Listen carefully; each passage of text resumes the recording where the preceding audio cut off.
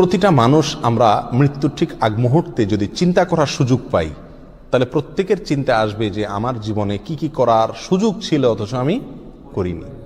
অতএব জীবনের প্রতিটি মুহূর্তকে, প্রতিটি সেকেন্ডকে মূল্যায়ন করা উচিত একজন মুমিনের জন্য।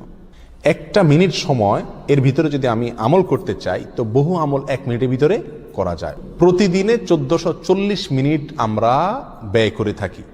এই 1440 মিনিট থেকে প্রতিদিন যদি 1 মিনিট আমি আমল করি আর এটা নিয়মিত করি আমার মৃত্যু পর্যন্ত, ইনশাআল্লাহ দেখা যাবে আমার আমল নামায় আমলের বিশাল পাহাড় জমা হয়ে গেছে। কিভাবে সেটা, কি সে আমল আমরা 1 মিনিটের ভিতরে এত আমল করতে পারি?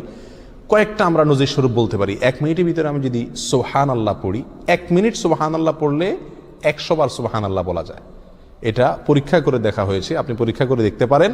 সুবহানাল্লাহ সুবহানাল্লাহ সুবহানাল্লাহ গনে 100 বার সুবহানাল্লাহ পড়তে কতক্ষণ সময় লাগে?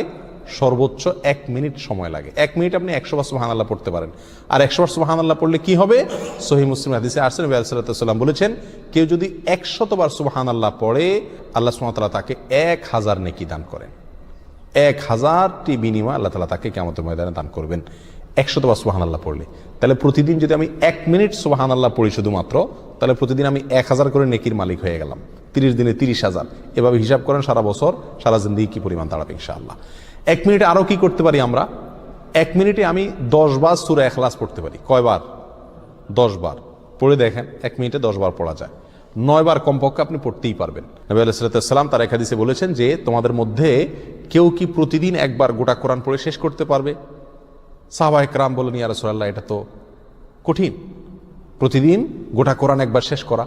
তিনি বলেছেন সূরা ইখলাস, কুল হুয়াল্লাহ, কোরআনে কারীম 3 ভাগের 1 ভাগ পড়া সমপরিমাণ সওয়াবের সমতুল্য। তাহলে আপনি 1 মিনিট সময়ের ভিতরে যদি 9 বার সূরা ইখলাস পাঠ করেন, তাহলে কয় খতম কোরআনের সওয়াব হলো? 3 বার কোরআন শেষ করার সওয়াব প্রতিদিন 1 মিনিটে আপনি অর্জন করতে পারছেন।